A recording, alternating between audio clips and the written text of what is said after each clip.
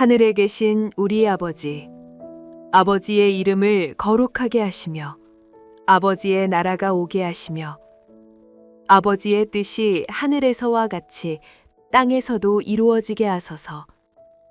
오늘 우리에게 일용할 양식을 주시고 우리가 우리에게 잘못한 사람을 용서하여 준 것 같이 우리 죄를 용서하여 주시고 우리를 시험에 빠지지 않게 하시고 악에서 구하소서. 나라와 권능과 영광이 영원히 아버지의 것입니다. 아멘.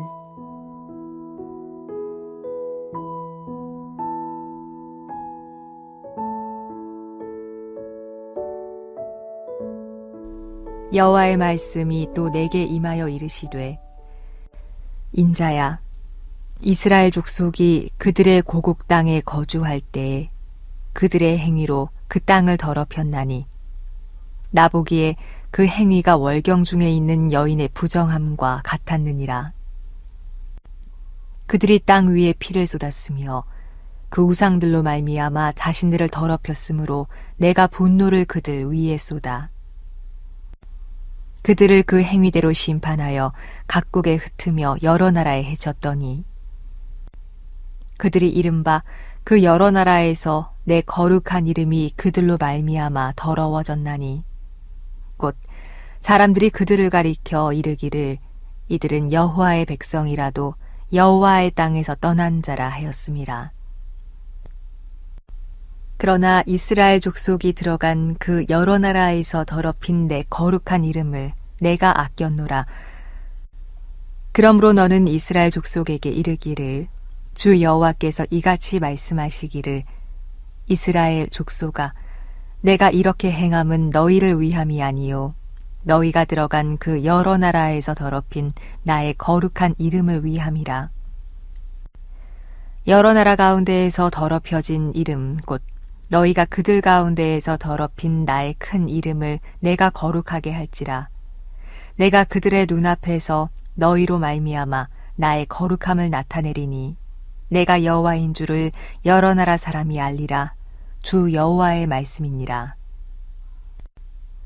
내가 너희를 여러 나라 가운데에서 인도하여 내고 여러 민족 가운데에서 모아 데리고 고국 땅에 들어가서 맑은 물을 너희에게 뿌려서 너희로 정결하게 하되 곧 너희 모든 더러운 것에서와 모든 우상 숭배에서 너희를 정결하게 할 것이며 또 새 영을 너희 속에 두고 새 마음을 너희에게 주되 너희 육신에서 굳은 마음을 제거하고 부드러운 마음을 줄 것이며 또 내 영을 너희 속에 두어 너희로 내 율례를 행하게 하리니 너희가 내 규례를 지켜 행할지라. 내가 너희 조상들에게 준 땅에서 너희가 거주하면서 내 백성이 되고 나는 너희 하나님이 되리라. 내가 너희를 모든 더러운 데에서 구원하고 곡식이 풍성하게 하여 기근이 너희에게 닥치지 아니하게 할 것이며 또 나무의 열매와 밭의 소산을 풍성하게 하여 너희가 다시는 기근의 욕을 여러 나라에게 당하지 아니하게 하리니 그때 너희가 너희 악한 길과 너희 좋지 못한 행위를 기억하고 너희 모든 죄악과 가증한 일로 말미암아 스스로 밉게 보리라.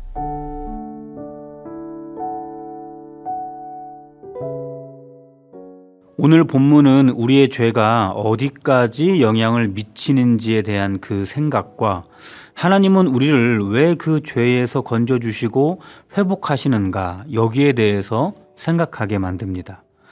우리들은 단순하게 죄를 개인적인 일탈로 생각하는 경향이 있습니다. 내 개인 문제 정도로 여기는 것이죠. 그러나 하나님은 죄를 그 정도로 말씀하시지 않습니다.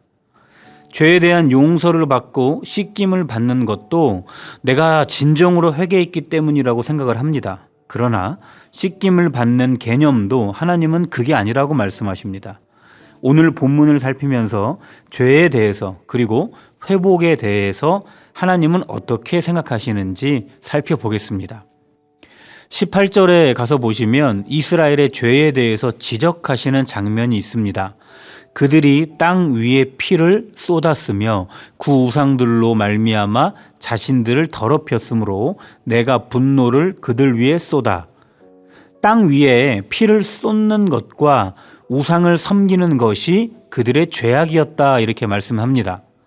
땅 위에 피를 쏟았다라는 것은 뭐냐면 사회적인 불의, 악행, 이것을 행했다는 거죠. 하나님을 경외하는 사람들이 할 수 없는 일들입니다. 공의의 하나님을 내가 섬기면서 자신의 삶의 영역에는 불의를 행한다면 그건 죄가 맞죠. 선하신 하나님을 섬기면서 자신의 삶의 영역에서는 악을 행한다면 그거는 죄입니다. 이어서 지적하시는 것을 보면 이들이 왜 불의와 악행 속에 있었는지도 알 수 있습니다. 이들의 마음에 하나님이 없었기 때문입니다. 우상들을 섬기면서 자신들을 더럽히고 인생을 그렇게 살아왔다고 하나님은 그들을 지적하십니다. 그런데 하나님께서는 이들의 죄악을 개인의 문제만이 아니라고 말씀하십니다. 17절 중간쯤을 보면 이들의 죄가 만든 결과로 그 땅이 더러워졌다라고 말씀하십니다. 하나님께서 허락하셔서 살게 하셨던 그들의 거룩한 삶의 영역이 오염돼 버렸다는 겁니다. 그러니까 내가 만든 죄는 내 개인의 문제로 끝나는 게 아니라는 말씀이에요. 내가 살아가는 삶의 영역과 내가 속한 공동체까지 하나님이 허락하신 거룩해야 하는 영역을 더럽히는 문제가 된다는 말씀입니다. 죄가 그렇다는 거예요. 심각하죠. 그런데 여기서 끝나는 게 아닙니다. 내가 살아가는 삶의 영역과 공동체를 더럽히는 것을 넘어서 더 큰 문제를 만듭니다. 20절 한번 보십시오. 그들이 이른 바 그 여러 나라에서 내 거룩한 이름이 그들로 말미암아 더러워졌나니 곧 사람들이 그들을 가리켜 이르기를 이들은 여호와의 백성이라도 여호와의 땅에서 떠난 자라 하였음이라. 이스라엘의 죄악의 결과가 하나님의 이름을 더럽혔다고 말씀합니다. 이스라엘 백성들이 그들의 마음에 우상을 채워놓고 불의와 악행 속에서 사는 것을 하나님이 보시고 하나님은 그들을 심판하셨습니다. 하나님은 공의로우시기 때문에 그분이 택하신 백성이라 하더라도 죄 가운데 있는 백성들을 심판하지 않으실 수가 없던 거였습니다. 하나님의 백성이라고 말하던 이스라엘의 죄악, 그것에 대한 하나님의 심판하심, 이런 것들을 지켜보던 주변 사람들은 이해가 안 가는 거예요. 하나님의 백성들이라면서 어떻게 이렇게 불의가 많은가? 어떻게 이렇게 악행이 많은가? 하나님이 왕이시라면서 그분은 왜 그분의 백성을 치시는가?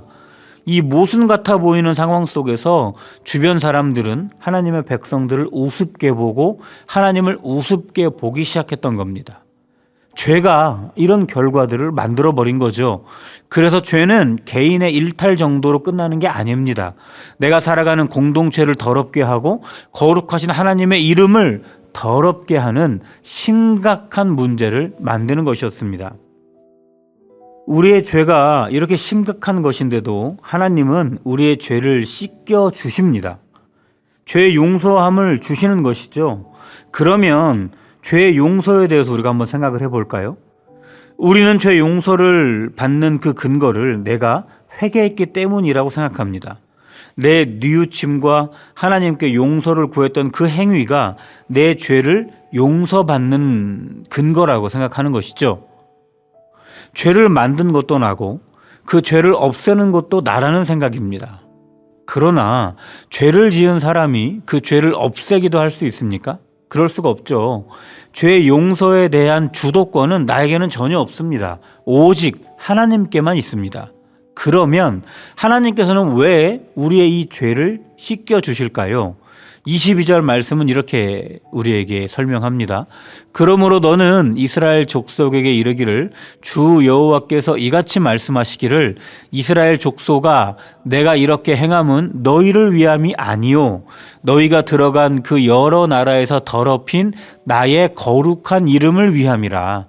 그러니까 하나님이 우리의 죄를 씻어주시고 회복시키시는 그 이유는 먼저는 우리가 죄로 인하여 하나님의 거룩하신 이름을 더럽혔기 때문에 그분께서 자기 이름을 거룩하게 회복시키려는 것입니다.